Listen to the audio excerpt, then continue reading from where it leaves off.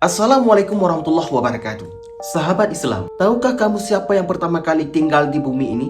Ya, beliau adalah Nabi Adam alaihissalam, yang merupakan manusia yang pertama juga Nabi pertama dalam sejarah umat manusia. Tapi bagaimana Allah menciptakan Nabi Adam? Apa yang terjadi di langit saat itu? Allah Subhanahu wa taala berfirman dalam Al-Qur'an, "Sesungguhnya aku menciptakan seorang khalifah di bumi." Surah Al-Baqarah ayat 30. Ketika saat itu malaikat bertanya kepada Allah, "Apakah engkau menjadikan makhluk yang akan membuat kerusakan dan menumpahkan darah, sementara kami bertasbih dan menyucikan namamu?" Maka saat itu pun Allah menjawab kepada para malaikat, "Wahai malaikat, sesungguhnya aku mengetahui apa yang kalian tidak ketahui." Lalu Allah menciptakan Nabi Adam dari tanah liat yang berasal dari bermacam tanah di bumi ini. Dalam hadis sahih riwayat Muslim, Rasulullah bersabda, "Sesungguhnya Allah menciptakan Nabi Adam dari segenggam tanah yang diambil dari seluruh muka bumi ini. Maka datanglah anak-anak Adam seperti tanah itu juga. Ada yang merah, putih, hitam, dan di antara itu ada yang lembut, keras, baik, dan buruk." Dalam riwayat yang lain, Ibnu Abbas radhiyallahu anhu pernah berkata, "Kepala Nabi Adam diciptakan dari tanah Baitul Maqdis. Wajahnya Nabi Adam diciptakan dari tanah surga. Kedua telinga Nabi Adam dari bukit Tursina. Dahi Nabi Adam diciptakan dari tanah Irak. Giginya Nabi Adam diciptakan dari tanah Telaga Kautsar. Tangan kanan Nabi Adam juga jari-jarinya diciptakan dari tanah Ka'bah. Tangan kiri Nabi Adam diciptakan dari tanah Paris. Kedua kaki dan bahunya dari tanah Hindi. Tulangnya Nabi Adam diciptakan dari tanah pegunungan.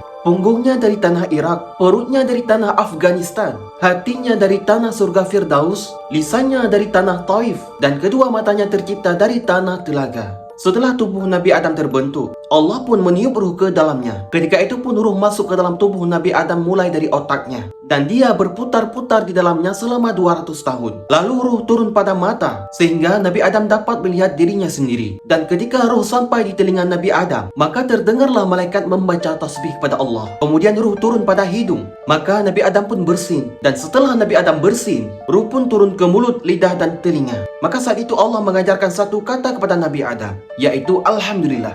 Ketika Nabi Adam mengucapkan Alhamdulillah, maka Allah pun menjawab, "Yarhamuka Rabbuka ya Adam." Semoga Tuhanmu merahmatimu hai Adam. Dan singkat cerita, setelah Nabi Adam selesai diciptakan, maka malaikat pun diperintahkan oleh Allah untuk sujud kepada Nabi Adam. Dan semua malaikat melakukannya kecuali iblis. Iblis enggan dan sombong. Ia berkata, "Engkau ciptakan aku dari api, sementara ia dari tanah." Karena kesombongannya, Allah pun mengusir iblis dari surga. Dan semenjak itu, ia bersumpah akan menyesatkan anak cucu Adam sampai hari kiamat tiba. Sahabat Islam, kita semua keturunan Nabi Adam, diciptakan dari tanah yang hina, tapi dimuliakan dengan akal dan iman. Maka oleh sebab itu, jangan pernah merasa sombong, karena yang membedakan kita di sisi Allah bukan rupa, bukan ras, tapi ketakwaan. Sesungguhnya yang paling mulia di antara kalian di sisi Allah adalah yang paling bertakwa. Jika kisah ini menambah iman dan pengetahuanmu, jangan lupa like, komen, dan share untuk kita sebarkan ilmu. Dan nantikan kisah-kisah inspiratif lainnya hanya di Cerita Ijan. Wassalamualaikum